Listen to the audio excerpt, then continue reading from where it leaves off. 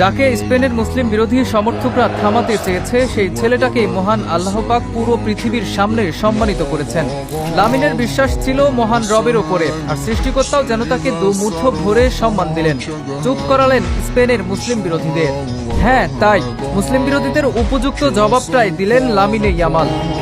মুসলিম হবার জন্য কত কটু কথা শুনতে হয়েছে লামিনকে। একটা সময় তো বলেই ফেললেন প্রয়োজনে তিনি ফুটবল ছেড়ে দেবেন, তবুও তার ধর্মকে কটু কথা বললে ছাড় দেবেন না। লামিনকে ফুটবল ছাড়তে হয়নি, বরং সব অবজ্ঞার জবাব এক রাতে দিয়ে দিয়েছেন। লামিনের এই জয়টা কি পুরো মুসলিম বিশ্বেরই নয়? স্পেনে যখন চলছে মুসলিম বিরোধী স্লোগান, তখন ফুটবল মাঠে মুসলিমদের হয়ে একাই লড়ে যাচ্ছিলেন বার্সেলোনা সেনসেশন। মোহাম্মদ সালাহর মতো তারকারাও তার পাশে দাঁড়ায়নি, কিন্তু লামিন একাই লড়েছেন। মূল ঘটনার সূত্রপাত সর্বশেষ ফিফা উইন্ডোতে মিশর বনাম স্পেনের ম্যাচে। মুসলিম ধর্মকে নিয়ে কটু কথা বলতে থাকেন একদল সমর্থক। যদিও তারা লামিনকে কিছু বলেনি, কারণ লামিন ইয়ামাল তাদের দেশেরই ফুটবলার। তবে নিজ ধর্মকে ছোট হতে দেখে চুপ থাকলেন না তিনি। নিজের ইনস্টাগ্রামে তীব্র নিন্দা জানান বার্সার বর্তমান নাম্বার 10।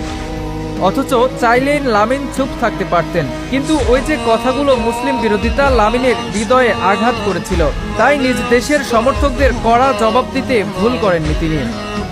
এরপর থেকে আরো কঠিন পরীক্ষার সম্মুখীন হতে হলো। লা লিগা থেকে চ্যাম্পিয়ন্স লিগ, স্পেনের মাঠে ম্যাচ খেলতে নামলে স্প্যানিশ তরুণকে লক্ষ্যবস্তু বানিয়েছে ওই সমর্থকগুলো।